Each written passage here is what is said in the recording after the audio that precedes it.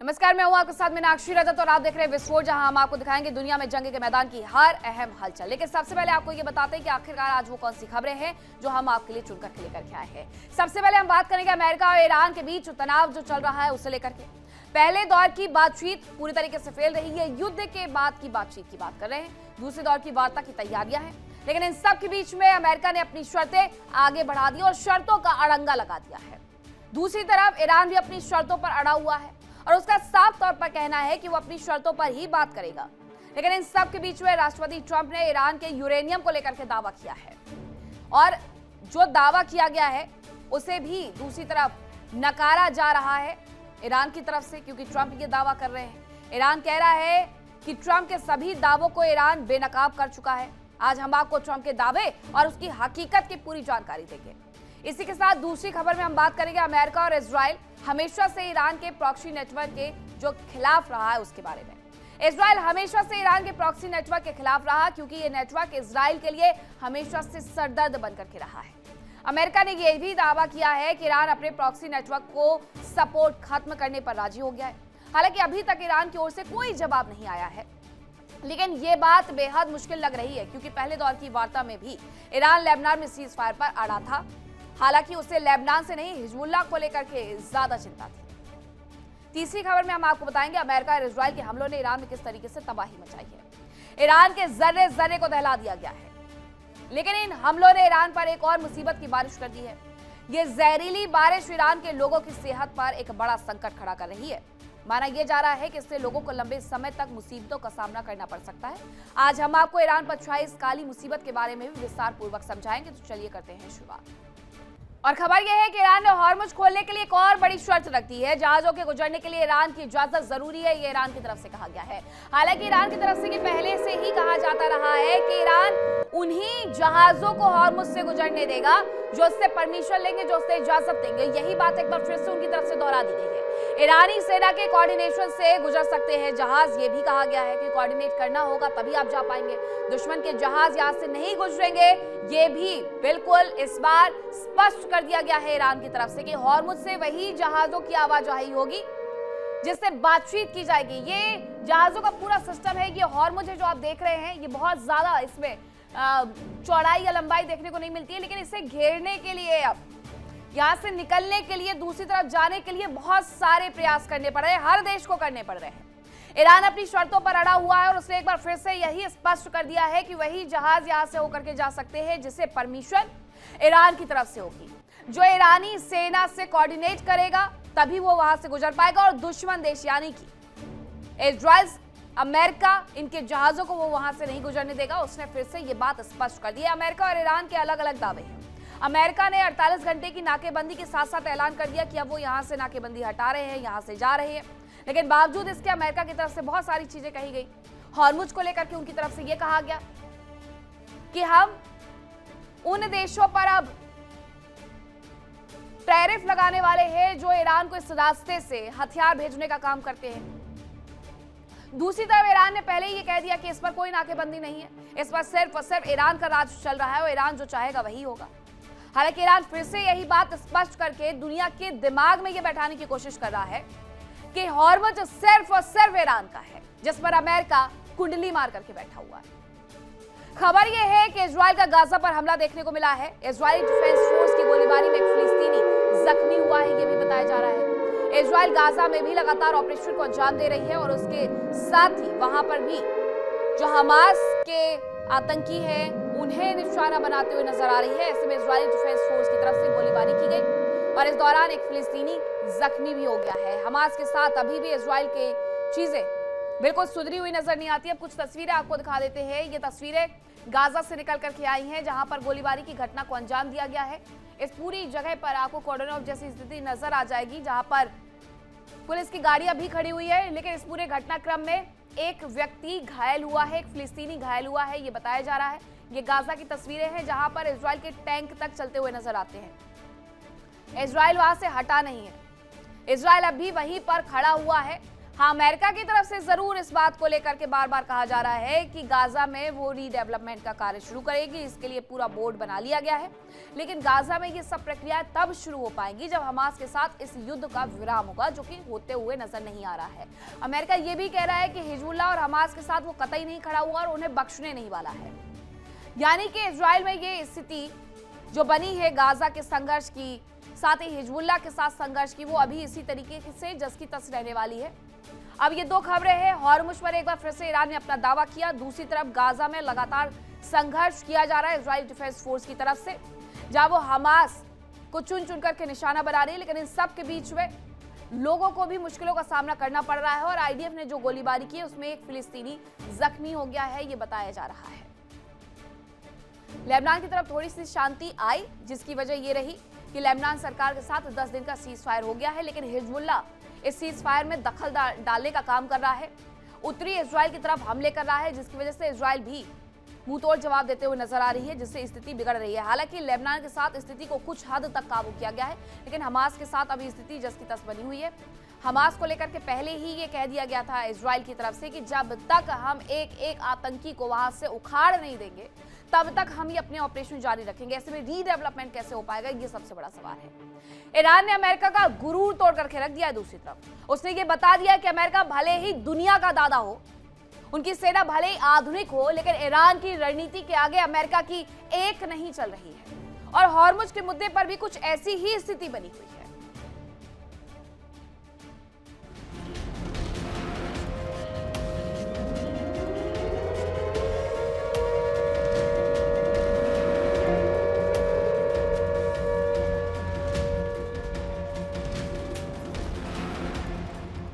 28 फरवरी से middle east में जंग की जो आग सुलगी, उसने पूरी दुनिया की शांति को जलाकर भस्म कर दिया।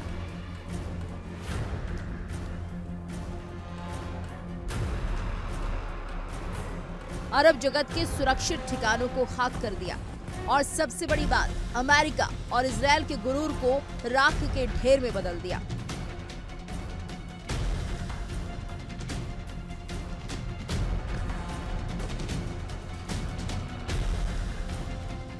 जंग के दौरान हॉर्मुज सबसे अहम मुद्दा रहा। वो रास्ता जहां से दुनिया की करीब 20% तेल और गैस की सप्लाई होती है। अमेरिका लाख चाहकर भी इस रास्ते को खुलवा नहीं पा रहा था। आखिरकार युद्ध विराम हुआ। पहले दौर की वार्ता हुई जो नाकाम रही और अमेरिका ने खुद ही हॉर्मुज पर पहरा बिठा दिया। अमेरिका का हॉर्मुज पर एक्शन ज्यादा समय नहीं चल पाया।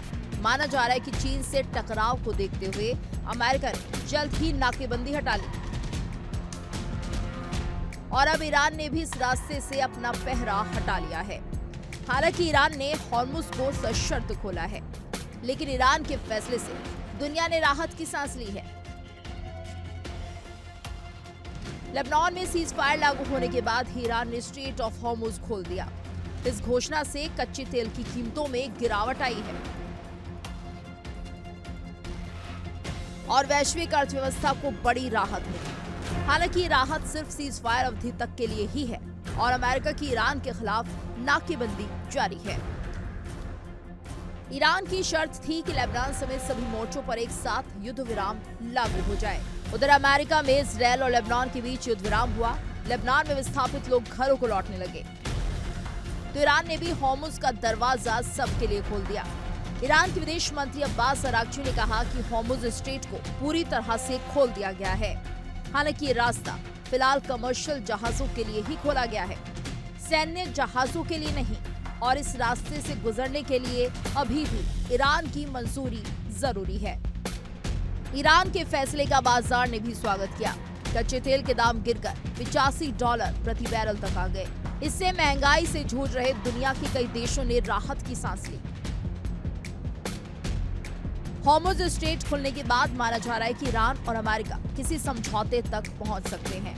हालांकि सवाल यह है कि अगर समझौता नहीं हुआ, अगर अमेरिका और ईरान ने एक दूसरे की शर्तों को मानने से इनकार कर दिया, तो क्या फिर से युद्ध शुरू हो जाएगा? कम से कम अमेरिका और ईरान की सैन्य तैयारियां तो इसी ओर इशारा कर रही हैं।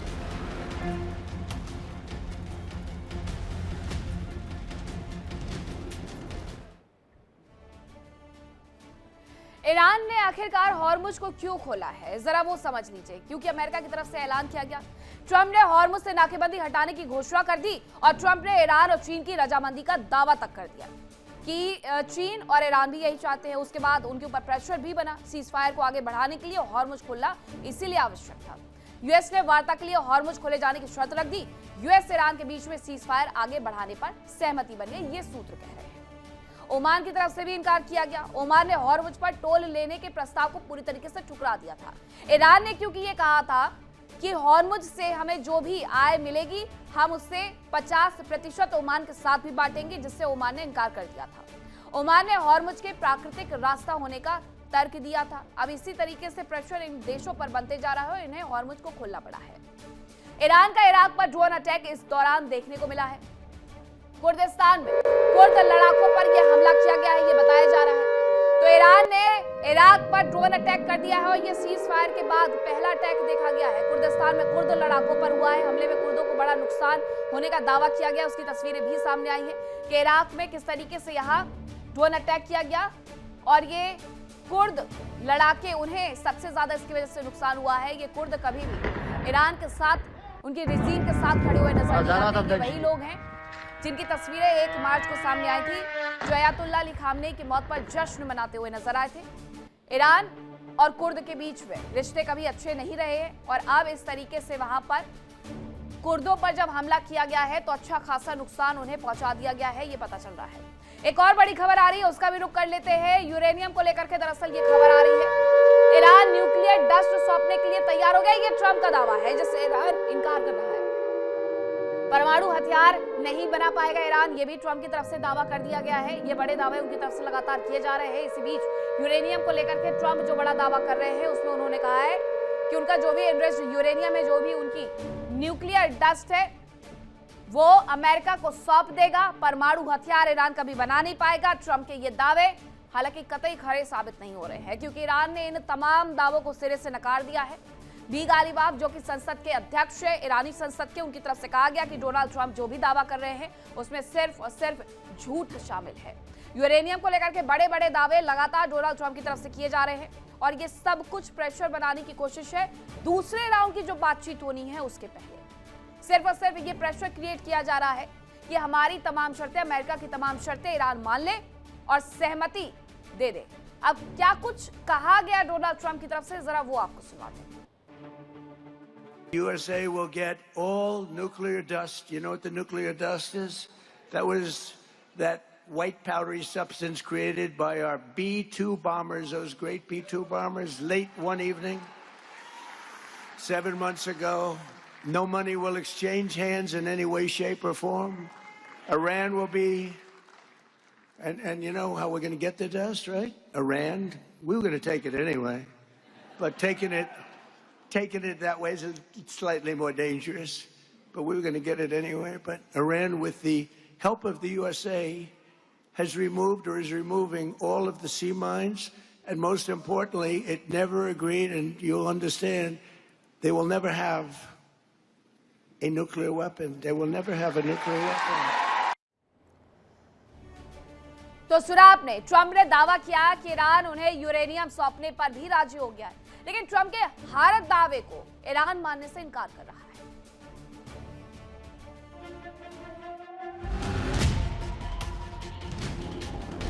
अमेरिका और इजरायल हमेशा से ही ईरान के परमाणु कार्यक्रम के विरोध में रहे। पिछले साल 12 दिनों के युद्ध के दौरान भी ईरान के परमाणु संस्थानों पर हमले किए गए थे और इस बार भी अमेरिका और इजरायल ने ईरान की न्यूक्लियर फैसिलिटीज को निशाना बनाया।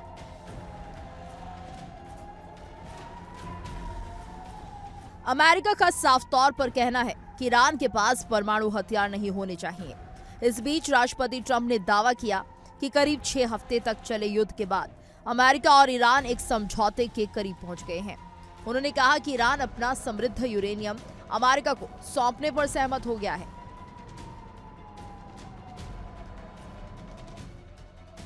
ईरान ने यूरेनियम को लेकर राष्ट्रपति ट्रंप के दावे को खारिज कर दिया। ईरान की संसद के स्पीकर मोहम्मद बाघेर गालिबाफ ने कहा कि ट्रंप ने गलत बयान दिए हैं। उन्होंने 7 दावे किए और सभी झूठे हैं। गालिबाफ के मुताबिक बातचीत में अमेरिका को कुछ हासिल नहीं होगा। गालिबाफ ने आरोप लगाया कि अमेरिका झूठ के सहारे युद्ध नहीं जीत पाएगा।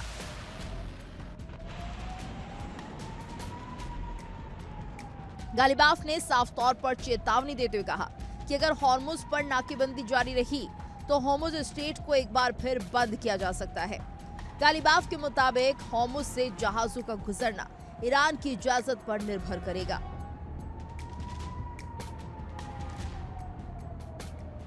यूरेनियम को लेकर ट्रंप के दावों पर भी ईरान ने असहमति जताई। सूत्रों के मुताबिक अमेरिका को किसी भी तरह की न्यूक्लियर सामग्री देने पर कोई बातचीत नहीं हुई है। सूत्रों का दावा है कि फिलहाल बातचीत में कोई खास प्रगति नहीं हुई और आगे भी बातचीत का जारी रहना ईरान की सभी शर्तों को मानने पर निर्भर करेगा।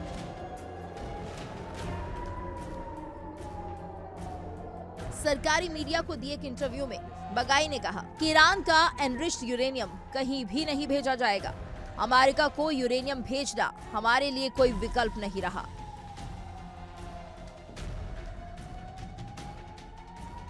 अमेरिकी राष्ट्रपति ने दोहराया कि किसी भी समझौते में यह सुनिश्चित किया जाना चाहिए कि ईरान किसी भी परिस्थिति में परमाणु हथियार हासिल ना कर सके।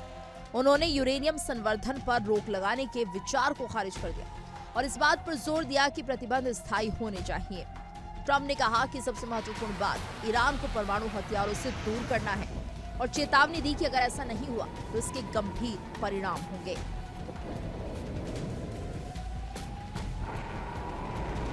ट्रंप ने यह भी दावा किया था कि पिछले कुछ समय में हुई बातचीत में ईरान का रुख लचीला दिखा। हालांकि सूत्रों का दावा है कि वार्ता अभी भी अधूरी है और अंतिम समझौते से बहुत दूर है।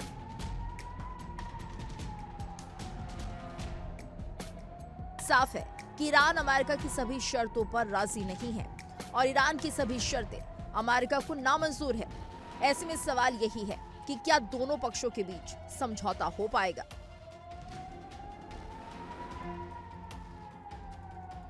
Bureau report, India daily.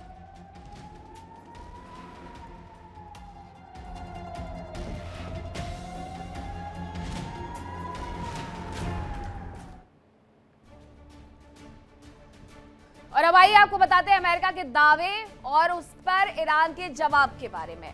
Iran और अमेरिका के दावे अलग है। अमेरिका कहता है ईरान ने यूरेनियम संवर्धन बंद कर दिया है। ईरान कह रहा है हमने ऐसा कभी नहीं किया, ना हम ये करने वाले हैं। नागरिक परमाणु कार्यक्रम भी बंद है। नागरिक परमाणु कार्यक्रम जरूरी है, ईरान ऐसा कहता है। अमेरिका कहता है कि हमें समृद्ध यूरेनियम, एनरिच्ड यूरेनियम ईरान सौंप देगा। ईरान कहता है कि हम ऐसा कभी नहीं करने वाले, ऐसा कभी नहीं होने वाला है। और ईरान ने यूरेनियम संवर्धन बंद कर दिया है, यह भी कहा गया, जिस पर यह कहा गया ईरान की तरफ से कि हम कभी भी यूरेनियम संवर्धन नहीं छोड़ने वाले, हम उसे बंद नहीं करने वाले हैं। अमेरिका बार बार ऐसे बयान देता है जिसकी वजह से वो झूठा साबित हो जाता है, क्योंकि ईरान पलटवार करते हुए बताता है कि उसने कभी ऐसा कुछ कहा ही नहीं है, ऐसा कोई प्रॉमिस नहीं किया गया है जो अमेरिका कह रहा है। ईरान की राजधानी में लोग जुटने शुरू हो गए हैं, ये खबर आ रही है। सरकार और सेना के समर्थन में ये लोग जुटे हुए हैं। तेहरान के एंगलेलाब चौक पर भारी भीड़ देखने को मिल रही है। एंगलेलाब चौक पर ये जुटी है भारी भीड़, समर्थन दिया जा रहा है सरकार को, सेना को। जरा ये तस्वीरें देखिए, ये जो तस्वीरें आप देख रहे हैं ये तेहरान से तस्वीरें आ रही हैं, जहां चौक पर लोग बड़ी तादाद में इकट्ठा हो गए हैं और अपनी सरकार और सेना का समर्थन करते हुए नजर आ रहे हैं। अगर आप ये तस्वीरें देखेंगे तो आपको सिर्फ और सिर्फ ये जन सैलाब नजर आएगा। यहाँ पर उमड़े हुए लोग नजर आएंगे जो अपनी सरकार और सेना के समर्थन में यहाँ नारेबाजी करते हुए भी नजर आ रहे हैं। लोगों के द्वारा रजिस्ट्रेशन करवाए जा रहे हैं जो ये कह रहे हैं कि हम खुद से यहाँ पर वॉलंटियर करना चाहते हैं, अगर आवश्यकता पड़ी तो इस युद्ध में ईरान के लोगों को भी उतरने की इजाजत मिलनी चाहिए।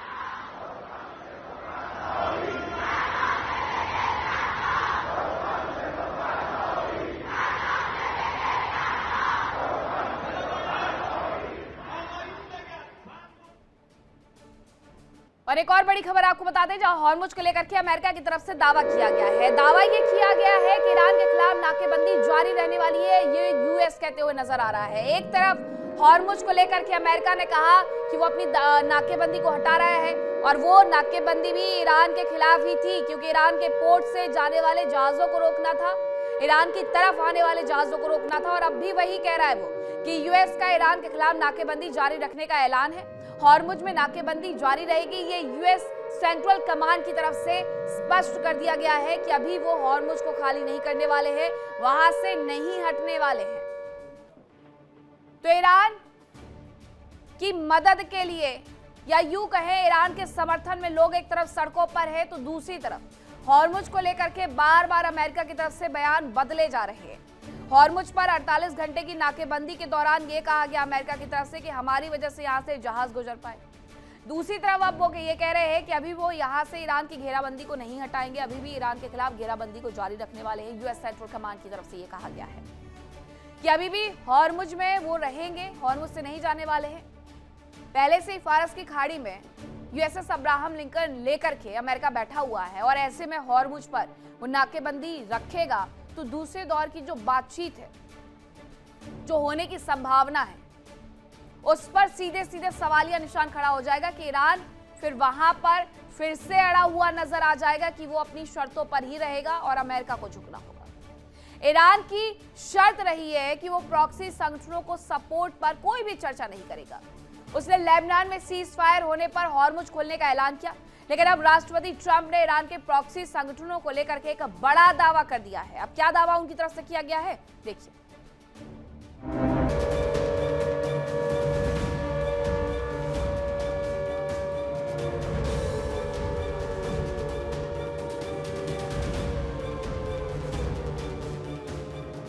ईरान की ताकत हमेशा से ही उसकी मिसाइलों और ड्रोन तो है ही, उसका प्रॉक्सी नेटवर्क भी है जो मिडिल ईस्ट के अलग अलग देशों में काफी मजबूत स्थिति में है और कुछ तो अपने देश में अपनी अलग सरकार और सेना चलाने की स्थिति में है। अमेरिका और इजराइल की हमेशा से ही शर्त रही है कि ईरान अपने प्रॉक्सी नेटवर्क को सपोर्ट करना बंद करे, लेकिन ईरान इसके लिए कभी राजी नहीं हुआ। यहाँ तक कि युद्ध विराम के बावजूद ईरान ने हॉर्मुज स्ट्रेट भी तब खोला जब इजराइल और लेबनान के बीच सीज फायर हो गया, यानी इजराइल ने ईरान के प्रॉक्सी हिजबुल्लाह पर हमले बंद कर दिए। उधर राष्ट्रपति ट्रंप ने बड़ा दावा किया। उन्होंने कहा कि ईरान हमास और हिजबुल्लाह को समर्थन नहीं करने पर राजी हो गया है। ट्रंप के मुताबिक वार्ता का दूसरा दौर जल्दी शुरू हो जाएगा। अमेरिकी राष्ट्रपति डोनाल्ड ट्रंप ने दावा किया कि ईरान सभी मुद्दों पर सहमत हो गया है, जिसमें हमास और हिजबुल्लाह जैसे समूहों को समर्थन रोकना भी शामिल है। ये बयान ऐसे समय में आया है जब अमेरिका ने ईरान के साथ संभावित परमाणु वार्ता और मिडिल ईस्ट में तनाव कम करने के लिए बातचीत की है। फिलहाल लेबनान और इजराइल के बीच संघर्ष विराम हो चुका है। हालांकि हिजबुल्लाह ने एक बार फिर से ट्रिगर पर उंगली होने की चेतावनी दी है, जिससे साफ है कि सीज फायर की स्थिति कभी भी खत्म हो सकती है। हालांकि ईरान हमेशा से ही प्रॉक्सी संगठनों का समर्थन करता रहा है, लेकिन कुछ रिपोर्ट्स के मुताबिक कूटनीतिक दबाव के तहत ईरान अपने रुख में बदलाव के संकेत दे रहा है। उधर इजराइल के प्रधानमंत्री बेंजामिन नेतन्याहू ने कहा कि राष्ट्रपति ट्रंप के कहने पर इजराइल ने लेबनान में अस्थायी युद्ध विराम के लिए सहमति जताई है। हालांकि हिजबुल्लाह के खिलाफ कार्रवाई अभी खत्म नहीं हुई है। नेतन्याहू का दावा कि इजराइल ने हिजबुल्लाह के करीब 90% मिसाइल और रॉकेट भंडार को नष्ट कर दिया है, लेकिन इसी के साथ उन्होंने ये भी कहा कि इस समूह को पूरी तरह खत्म करने का उनका काम अभी खत्म नहीं हुआ है। ईरान के लिए प्रॉक्सी संगठन कितनी अहमियत रखते हैं, इसका अंदाजा इसी बात से लगाया जा सकता है कि ईरान उन्हें समर्थन नहीं रोकना चाहता। यहाँ तक कि उसके पड़ोसी मुल्क भी इन प्रॉक्सी संगठनों से परेशान है, लेकिन ईरान को शायद उनकी भी परवाह रही है।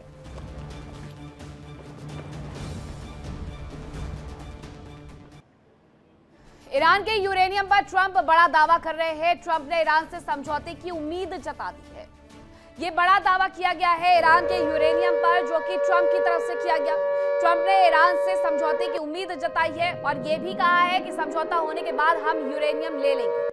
ट्रंप अगर इस तरीके से बयान देंगे तो दूसरे दौर की वार्ता टेबल पर आने से पहले ही फेल मानिए। यूरेनियम को लेकर के ईरान का स्टैंड बहुत क्लियर है कि वो इंडस्ट्रियल यूरेनियम किसी को नहीं देने वाला है और ना ही यूरेनियम संवर्धन का कार्यक्रम रोकने वाला है। दूसरी तरफ रशिया की तरफ से ये कहा गया था कि अगर अमेरिका यही सब करना चाहता है तो इससे अच्छा ईरान का यूरेनियम हम अपने पास रख लेते हैं। अब उस पर अगर सहमति बनती है तो एक बात तय है कि दोनों देशों के बीच में शायद सब कुछ ठीक हो जाए। लेकिन जिस तरीके से ये कहा जा रहा है, डोनाल्ड ट्रंप की तरफ से ये दावा किया जा रहा है कि जैसे ही समझौता होगा हम यूरेनियम ले लेंगे, वो हमें डस्ट भी देने वाले हैं। ये तमाम बातें उनके इंटरव्यू में आपने सुनी उन्होंने जब मीडिया से मुखातिब होते हुए ये तमाम चीजें कही हैं।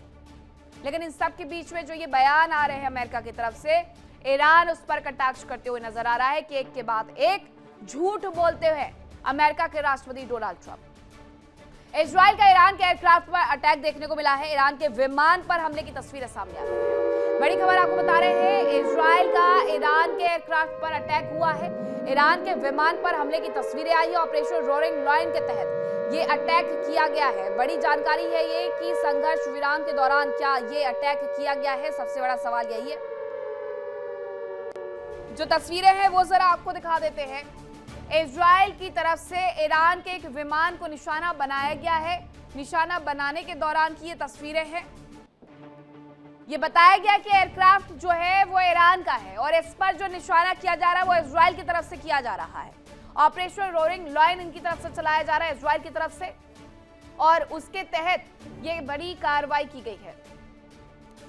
लेकिन इसके लिए थोड़ा सा इंतजार करना होगा कि क्या ये संघर्ष विराम के पहले की तस्वीरें हैं या संघर्ष विराम के बाद की तस्वीरें हैं।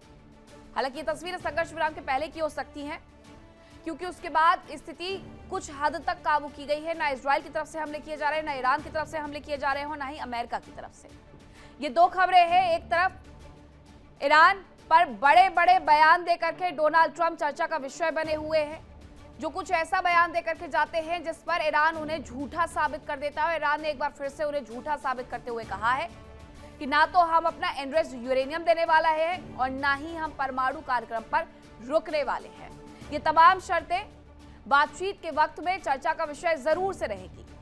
लेकिन जैसा इनकी तरफ से कहा गया था, जो उपराष्ट्रपति अमेरिका के जेडी वेंस, उनकी तरफ से ये कहा गया था कि दोनों ही देशों के बीच में अविश्वास बहुत ज्यादा था, इस वजह से ये वार्ता फेल हो गई और डोनाल्ड ट्रंप के ये बयान फिर से दोनों देशों के बीच में अविश्वास लेकर के आएंगे, जिसकी वजह से जो संभावित वार्ता है वो भी फेल होने की पूरी उम्मीदें हैं। अब आइए आपको बताते हैं ईरान पर डबल अटैक के बारे में।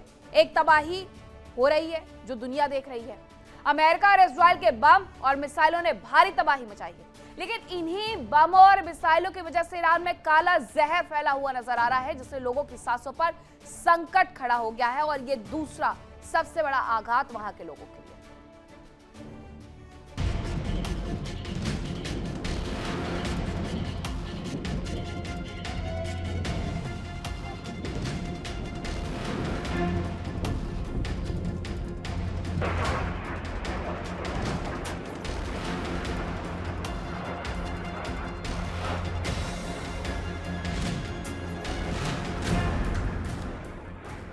अमेरिका और इजराइल की बमबारी से ईरान का जर्रा जर्रा दहल गया है। ईरान के 12,000 से ज्यादा ठिकानों पर बमबारी की गई।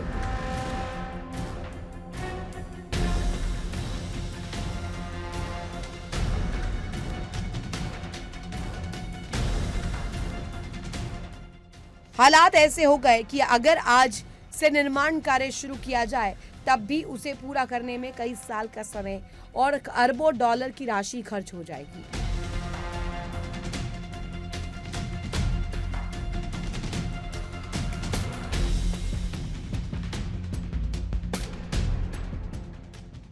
इस जंग ने जहां एक ओर ईरान को बर्बाद किया, तो वहीं अब पर्यावरण पर भी गंभीर खतरा मंडरा रहा है, जिससे लोगों की सेहत पर संकट खड़ा हो गया है।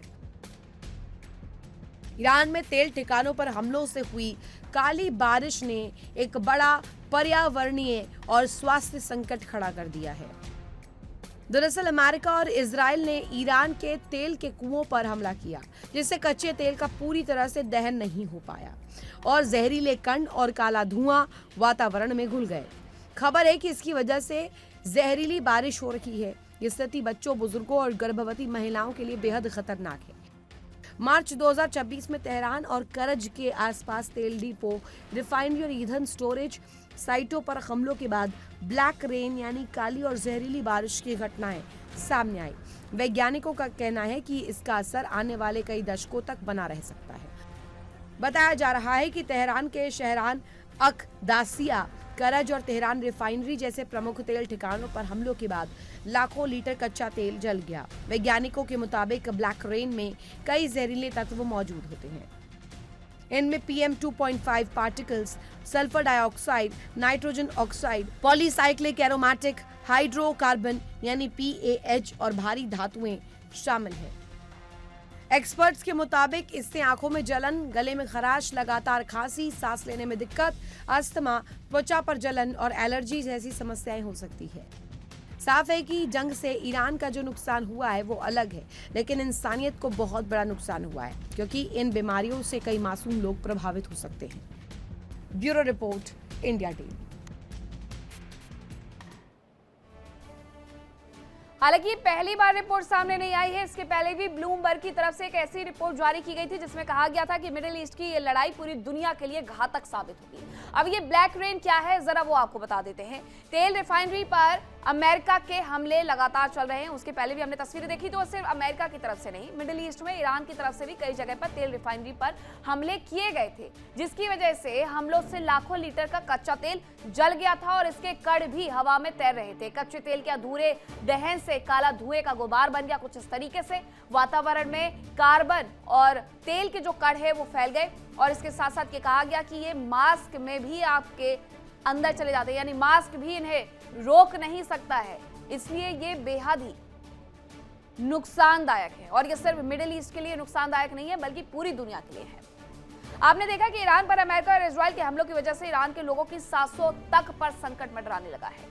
ईरान को भारी आर्थिक नुकसान हुआ सो अलग, लाखों लीटर कच्चा तेल स्वाहा हो गया सो अलग। जो तेल ईरान के लोगों की बेहतरी के लिए इस्तेमाल हो सकता था वही ईरान के लिए अब मुसीबत बन गया है। अब आइए आपको एक और बात बताते हैं कि इस ब्लैक रेन में ऐसी कौन कौन सी चीजें हैं जो इसे जहरीला बना देती हैं। तो सबसे पहले आपको बताएं, PM 2.5 और अल्ट्रा फाइन पार्टिकल्स फेफड़ों में गहराई तक पहुंच जाते हैं। ये सूक्ष्म कण और इसे कोई मास्क नहीं रोक सकता है। इसके साथ सल्फर डाइऑक्साइड और नाइट्रोजन ऑक्साइड दोनों ही तत्व मिलकर के एसिड रेन बना देते हैं।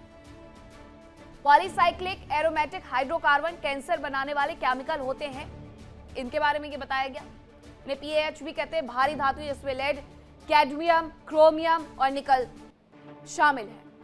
सांस के साथ ये शरीर के अंदर जा सकती हैं धातुएं, जिसकी वजह से भी अच्छा खासा नुकसान किसी भी इंसान को हो सकता है। वॉलेटाइल ऑर्गेनिक कंपाउंड्स, जहरीली गैसें और हाइड्रोकार्बन ये मिलकर के इसे बनाते हैं। तो ये जो हमले किए गए वो तो बिना सोचे समझे कर दिए गए कि पर्यावरण पर आखिरकार क्या असर पड़ेगा, लेकिन जो असर पड़ेगा वो सदियों तक याद रखा जाएगा। अब तक हमने आपको बताया कि ईरान को कैसे नुकसान हुआ, ब्लैक रेन में कौन कौन सी ऐसी चीजें रही जो लोगों के लिए मुसीबत बन सकती हैं। अब आइए आपको बताते हैं कि जहरीले पार्टिकल्स की वजह से लोगों को किन किन बीमारियों का सामना करना पड़ सकता है। सेहत पर जो संकट मंडराएगा उसमें सबसे पहले आंखों में जलन होनी शुरू हो जाएगी। ये सबसे बड़ी मुसीबत लेकर के आएगी कि लोगों को आंखों में जलन का सामना करना पड़ेगा। इसके अलावा गले में खराश और लगातार खांसी की समस्या भी लोगों के बीच में उत्पन्न हो जाएगी। एक लंबे वक्त तक इसका इफेक्ट रहने वाला है। सांस लेने में लोगों को दिक्कत का सामना करना पड़ सकता है इसकी वजह से। अस्थमा जैसी बीमारियों से भी उन्हें रूबरू होना पड़ सकता है। त्वचा पर ज्वलन होगी और इसके साथ साथ एलर्जी होगी सो अलग। फेफड़े और दिल की बीमारियां भी इसकी वजह से हो सकती है। यानी लोग वॉर में तो वैसे भी अपनी जान गंवा रहे हैं, लेकिन इन संकट की वजह से उन्हें और ज्यादा अपनी जान गंवानी पड़ सकती है। हार्ट अटैक से लेकर के स्ट्रोक और क्रॉनिक ब्रोंकाइटिस का रिस्क है। DNA को नुकसान पहुंच सकता है। PAH और भारी धातुएं जब उनके शरीर में हवा के माध्यम से ब्लड में घुल जाएगी। कैंसर जैसी बीमारियों का खतरा लगातार बढ़ते ही जा रहा है। मिडिल ईस्ट में लोगों को ज्यादा इससे रूबरू होना पड़ रहा है, इसलिए वहां पर ज्यादा समस्याएं भी हो सकती है। बच्चों में न्यूरोलॉजिकल समस्याएं भी इसकी वजह से उत्पन्न हो सकती है, क्योंकि DNA में बदलाव हो सकते हैं। कमजोर इम्यून सिस्टम लोगों का डेवलप हो सकता है। यह युद्ध इस तरीके से तबाही लेकर के आ रहा है, जो आज अगर खत्म भी हो गया तो उसका इफेक्ट 10 साल बाद तक देखने को मिलेगा। ईरान में तबाही आपने देख ली। अब आइए आपको बताते हैं चीन को लेकर के अमेरिका के खौफ के बारे में। राष्ट्रपति ट्रंप अपने महत्वाकांक्षी गोल्डन डोम प्रोजेक्ट की ओर बढ़ना चाह रहे थे। उन्होंने ग्रीनलैंड पर कब्जे का प्रयास भी किया, लेकिन अब इसे लेकर के चौंकाने वाली खबर सामने आ गई है।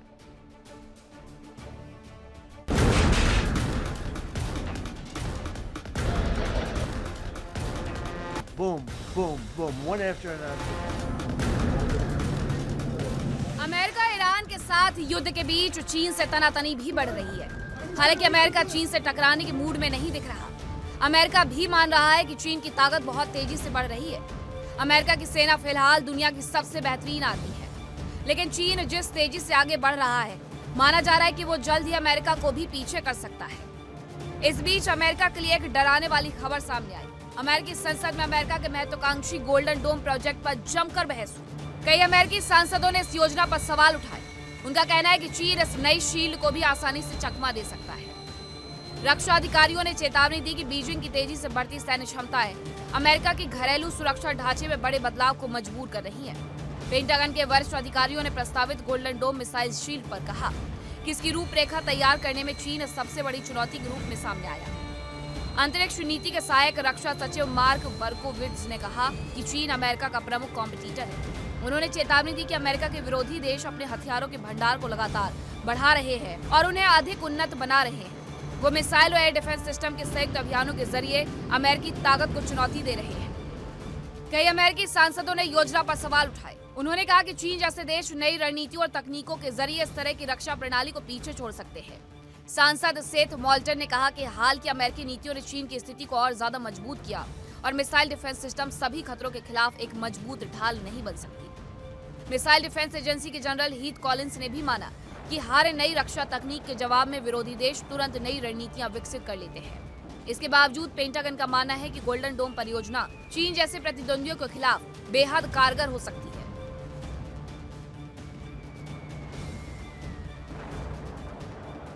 क्योंकि इससे हमले की योजना बनाना मुश्किल होगा और उन्हें रोकने के अधिक मौके मिलेंगे।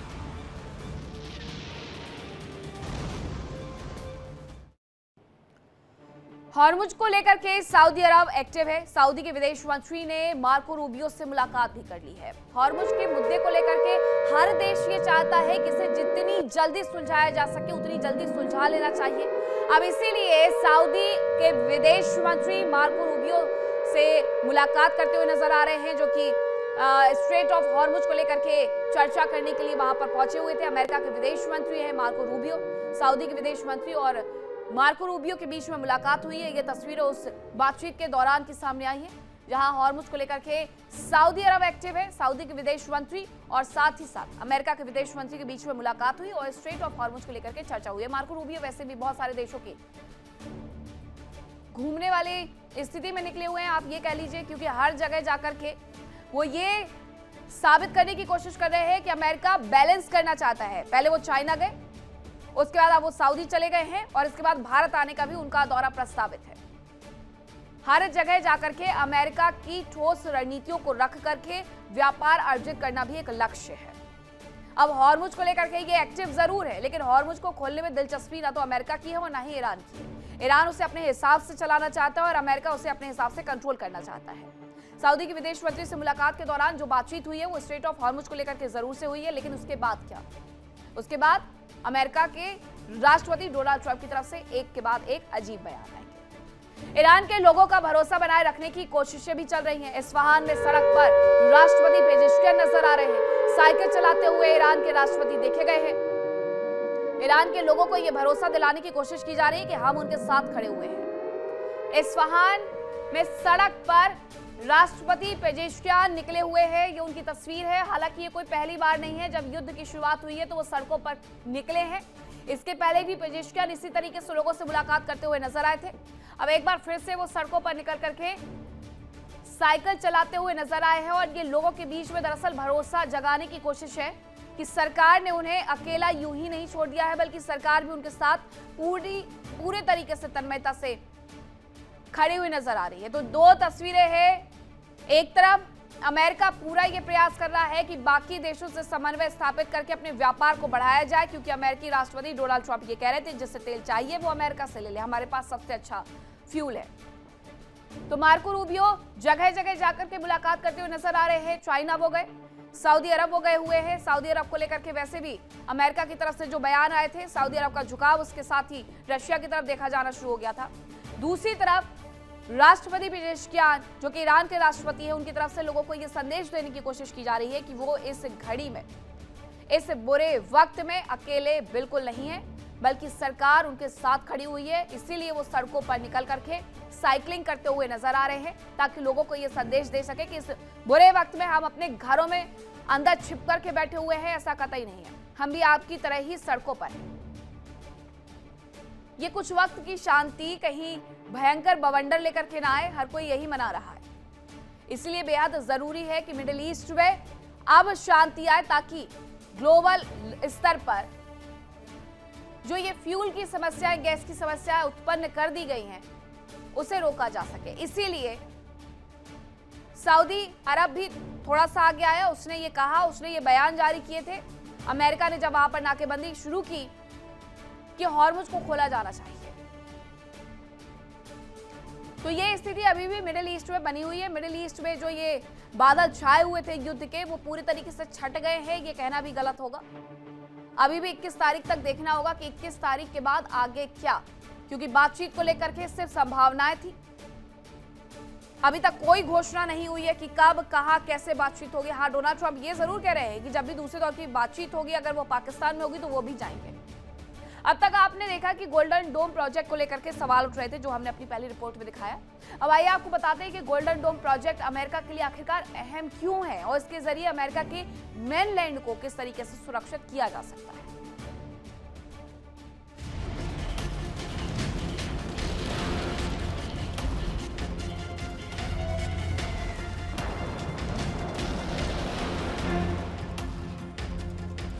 अमेरिकी राष्ट्रपति ने ग्रीनलैंड की ओर कदम बढ़ाया। हालांकि पूरा यूरोप डेनमार्क के साथ खड़ा हो गया और ट्रंप को ग्रीनलैंड से कदम पीछे खींचने पड़े। इस मुद्दे पर हालात ऐसे हो गए कि दुनिया 3 खेमों में बंट गई। एक तरफ अमेरिका विहीन नेटो और यूरोप था, जबकि दूसरी तरफ रूस गठबंधन था, जिसमें उसके साथ चीन और उत्तर कोरिया जैसे देश हो सकते हैं, और तीसरी ओर था अमेरिका। अमेरिका ने दावा किया था कि ग्रीनलैंड पर वो अपनी सुरक्षा के लिए अपना अधिकार चाहता है। अमेरिका ग्रीनलैंड में अपना महत्वाकांक्षी प्रोजेक्ट गोल्डन डोम तैयार करना चाहता है।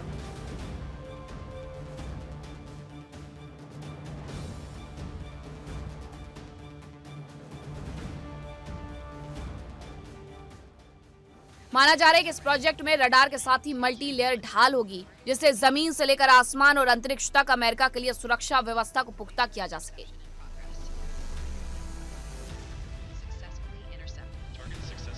अमेरिका का मानना है कि अगर रूस या चीन की ओर से कोई मिसाइल या ड्रोन अमेरिका के मेनलैंड की ओर आता है तो उसे ग्रीनलैंड से होकर आना होगा, और यही वजह है कि यहाँ मिसाइल इंटरसेप्टर्स तैनात किए जा सकते हैं।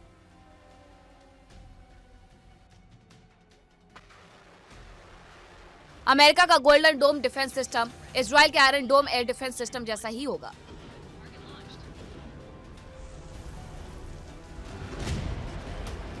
लेकिन इसका दायरा आयरन डोम से कहीं ज्यादा बड़ा होगा। दावा है कि इस प्रोजेक्ट के पूरा हो जाने पर दुनिया के किसी भी कोने या अंतरिक्ष से दागी गई मिसाइलों को रोका जा सकेगा।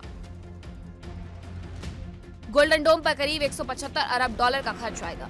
इस योजना के तहत पृथ्वी की कक्षा में हजारों छोटे सैटेलाइट तैनात किए जा सकेंगे। इन सैटेलाइट्स के नेटवर्क से आने वाली मिसाइलों का पता लगाया जा सकेगा, जो मिसाइलों की लॉन्चिंग के तुरंत बाद ही उन्हें नष्ट करने की प्रक्रिया के लिए आगे बढ़ेगा।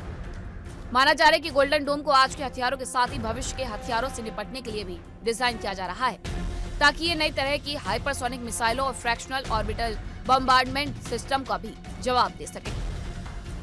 जाहिर है कि अमेरिका की ये परियोजना बेहद महत्वपूर्ण है, लेकिन फिलहाल ये पूरी होती नहीं दिख रही, क्योंकि ट्रंप ईरान से जंग में फंसे हैं और ग्रीनलैंड उनके हाथ से फिसलता दिख रहा है, और गोल्डन डोम प्रोजेक्ट के लिए ग्रीनलैंड पर अमेरिकी कब्जा बेहद जरूरी माना गया है। Bureau report, India daily. Israel की तरफ से ईरान के खिलाफ युद्ध को लेकर के एक बड़ा दावा किया गया है, जिसके तहत इजराइल ने अपने तमाम टारगेट्स पूरे कर लिए हैं। इजरायली डिफेंस फोर्स की तरफ से यह बड़ा दावा किया गया है। इजराइल ये कह रहा है कि उसने ईरान के खिलाफ जो युद्ध की शुरुआत की थी, उसमें अपने तमाम टारगेट्स पूरे कर लिए हैं। ईरान के 28 वरिष्ठ कमांडर्स को मार गिराया। आईडीएफ ने कहा कि करीब 250 एयर डिफेंस सिस्टम हमने ईरान के नष्ट कर दिए हैं। करीब 60% बैलिस्टिक मिसाइल लॉन्च प्लेटफॉर्म जो थे, उन्हें हमने नष्ट कर दिया है। उनका कहना है कि हमारे जो तमाम टारगेट्स थे, हमें जो चाहिए था वो हमने हासिल कर लिया है। अब हासिल कर लिया है तो क्या इसके बाद ये युद्ध नहीं होगा? इजराइल ये बताने की कोशिश कर रहा है दरअसल कि अगर उसके यहाँ नुकसान हुआ है तो उसने बहुत ज्यादा कुछ गंवाया नहीं है, लेकिन ईरान को उसने इस तरीके से तोड़ दिया है कि उसके वापस से खड़े होने में वक्त लग जाएगा। इसीलिए उसकी तरफ से ये दावा किया गया है कि उसने तमाम टारगेट्स पूरे कर लिए हैं। हालांकि टारगेट उनका ये था कि लंबी दूरी की मिसाइल्स बनाने पर हम किसी भी तरीके से ईरान को रोक दें, लेकिन उसके समक्ष वो ये कहते हुए नजर आ रहे हैं कि करीब 60% बैलिस्टिक मिसाइल लॉन्च प्लेटफॉर्म हमने नष्ट कर दिए हैं। दूसरा टारगेट उनका था, जो अमेरिका का भी था, कि कभी भी ईरान को हम परमाणु हथियार ना बनाने दें। तो दूसरी तरफ इजराइल ये कह रहा है कि हमने ईरान के 28 वरिष्ठ कमांडर्स मार दिए हैं, हमने करीब 250 एयर डिफेंस सिस्टम उनके नष्ट कर दिए हैं। उनका ये कहना है कि हमारे यही टारगेट थे और हमने इन टारगेट को अचीव कर लिया है, हमने इन टारगेट को हासिल कर लिया है। लेकिन ये कुछ दिन का जो युद्ध विराम है, अब वो आगे क्या लेकर के आएगा परिणाम, वो भी जरा देखना होगा। अब आइए आपको बताते हैं अमेरिका के मिसाइल और स्पेस प्रोग्राम पर मंडराते खतरे के बारे में, जिससे पिछले कुछ ही समय में अमेरिका के 10 वैज्ञानिक प्रभावित हुए, कुछ मारे गए और कुछ लापता हो गए।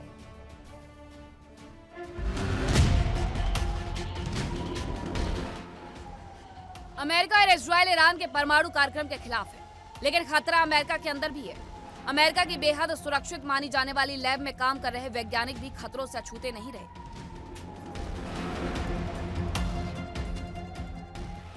अमेरिका में न्यूक्लियर स्पेस रिसर्च से जुड़े वैज्ञानिकों की मौत और गुमशुदगी के मामलों पर अब व्हाइट हाउस सवालों के घेरे में है। साल 2023 से अब तक ऐसे 10 मामले सामने आए जिसमें वैज्ञानिक या अधिकारी या तो लापता हो गए या उनकी संदिग्ध परिस्थितियों में मौत हो गई।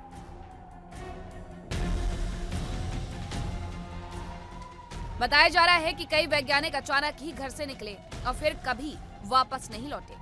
इनमें से कुछ लोग तो ऐसे भी रहे जो पैसे और फोन जैसी अहम चीजें भी घर पर छोड़कर निकल गए। इनमें से एक शख्स तो ऐसा भी रहा जो पिस्तौल लेकर घर से निकला लेकिन लौटा नहीं।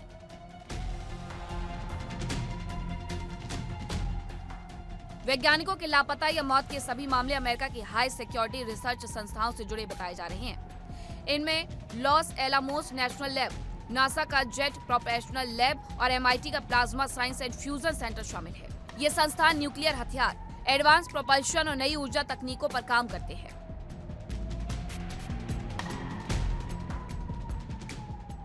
वैज्ञानिकों और अधिकारियों के गायब होने की खबर को सरकार भी बेहद गंभीर मान रही है और जरूरत पड़ने पर जांच कराने का भरोसा दिया जा रहा है।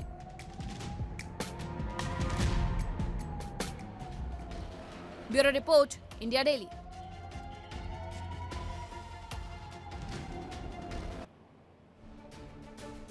यूएस के कौन कौन से वो वैज्ञानिक हैं जो कि खतरे में हैं, जिनमें से कुछ या तो मार दिए गए हैं और कुछ लापता हो गए हैं। अब उसके बारे में जानकारी जरूर जुटाई जा रही है, लेकिन उनके नाम क्या है वो मैं आपको बताती हूँ। सबसे पहला जो नाम है वो है मोनिका रेजा का। ये उनकी तस्वीर है। ये लापता है और नासा के जेट प्रोपल्शन लैब से जुड़े एक प्रोजेक्ट से ये जुड़ी हुई थी। हालांकि अभी इनके बारे में कोई जानकारी नहीं मिल रही है। मोनिका रेजा नए मटीरियल और धातुओं पर काम देखने वाली टीम की प्रमुख थी, लीड थी वो वहां पर। मोंडोलोए नाम की खास धातु पर वो काम कर रही थी। मोंडोलोए नाम की खास धातु पर उनकी तरफ से काम किया जा रहा था, लेकिन इन सब के बीच वो लापता हो जाती है। रॉकेट इंजन के लिए ये खास तौर पर मटेरियल बनाया जाता है जिस पर मोनिका काम करते हुए वहां पर 22 जून को माउंट वाटरमैन इलाके में हाइकिंग करते हुए उन्हें अंतिम बार देखा गया था और उसके बाद उनके बारे में कोई जानकारी नहीं मिली है। इसके बाद एक और तस्वीर देखिए। विलियम नील मैक्सलैंग, ये भी लापता है। अमेरिका के रिटायर्ड एयरफोर्स जनरल हैं विलियम, जो कि अब लापता हैं। इसके साथ पहले एयरफोर्स रिसर्च लेबोरेटरी के कमांडर भी ये रह चुके हैं।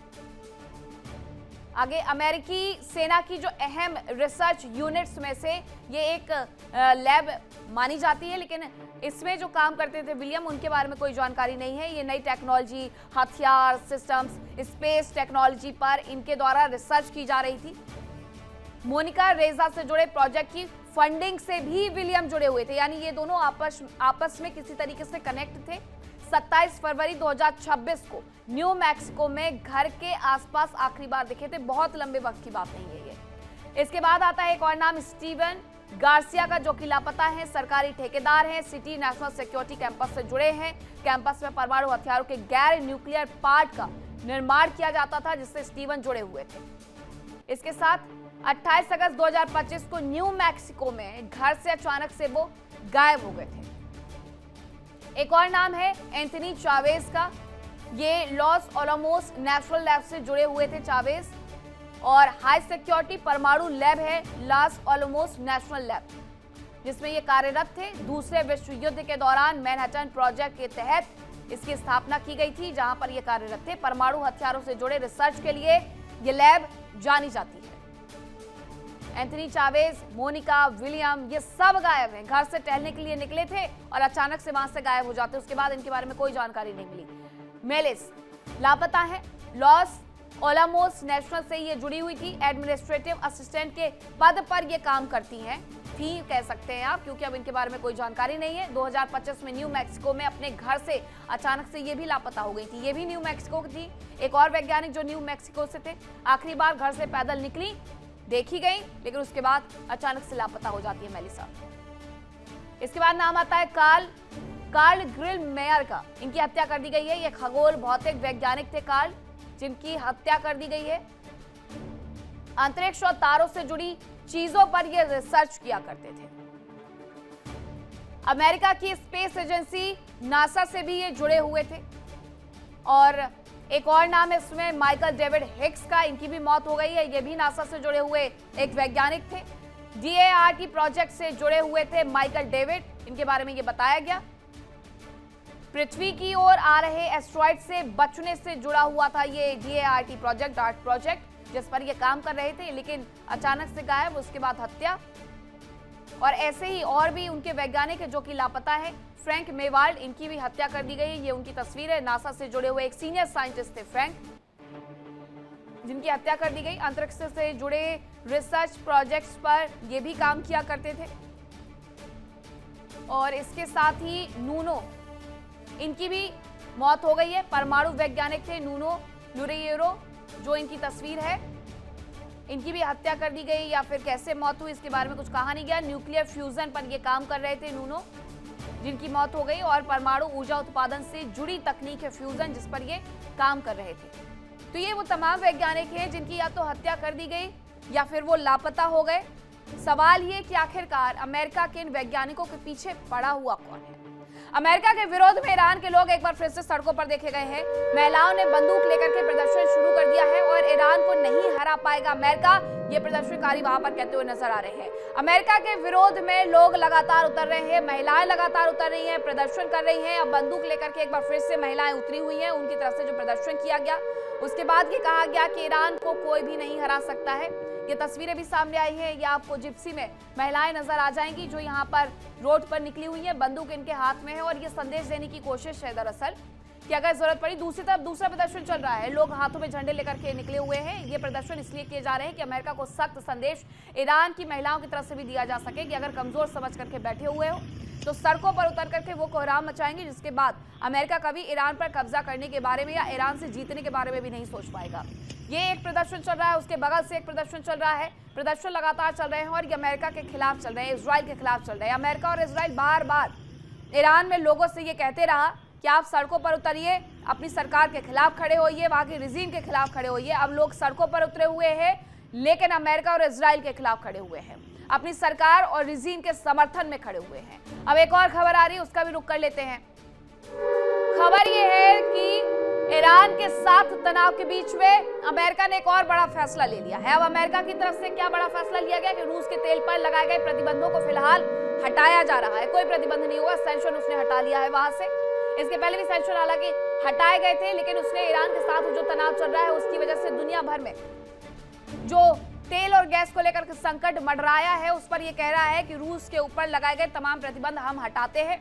रूस यूक्रेन वॉर की शुरुआत के साथ अमेरिका ने रूस पर सेंक्शन लगा दिए थे कि अंतर्राष्ट्रीय मार्केट में ना तो ये तेल बेच पाएंगे और ना ही लोग इनसे खरीदे, वरना ये उसका उपयोग, उससे कमाए हुए पैसों का उपयोग यूक्रेन के खिलाफ करेगा। और यूक्रेन, अमेरिका उसके पक्ष में हमेशा से खड़ा है, इसीलिए उसने रूस पर ये प्रतिबंध लगा दिए थे। लेकिन अब प्रतिबंधों को ढिलाई दे दी है, प्रतिबंधों को कुछ वक्त के लिए हटा दिया है, ताकि ईरान के साथ ये जो तनाव चल रहा है उसमें दुनिया को कहीं से कुछ तो प्राप्त हो सके। और दूसरी तस्वीर जो आप देख रहे हैं कि ईरान में महिलाएं प्रदर्शन कर रही हैं, सड़कों पर उतर करके हाथों में बंदूक लेकर के वो प्रदर्शन करती हुई नजर आ रही हैं। और साफ साफ ये संदेश दे रही हैं कि अमेरिका कितनी भी कोशिश कर ले, कभी भी वो अमेरिका ईरान पर कब्जा नहीं कर पाएगा। कुछ वक्त की शांति अभी जरूर है। आज 18 तारीख हो चुकी है, 21 अप्रैल यानी 4 दिन और। अब ऐसे में देखना होगा कि जो बातचीत की संभावनाएं सिर्फ और सिर्फ कही जा रही हैं, क्या वो बातचीत की टेबल तक दोनों देश आएंगे और बातचीत की टेबल पर आने के बाद क्या उनमें सहमति बनेगी या फिर इस युद्ध विराम को कुछ वक्त के लिए और बढ़ाया जा सकता है। तो ये थी खबरें आज की विस्फोट में। फिलहाल वक्त एक छोटे से ब्रेक का, कहीं मत जाएगा। खबरों का सिलसिला लगातार जारी है। इंडिया डेली अब आपके स्मार्ट टीवी पर भी मौजूद है।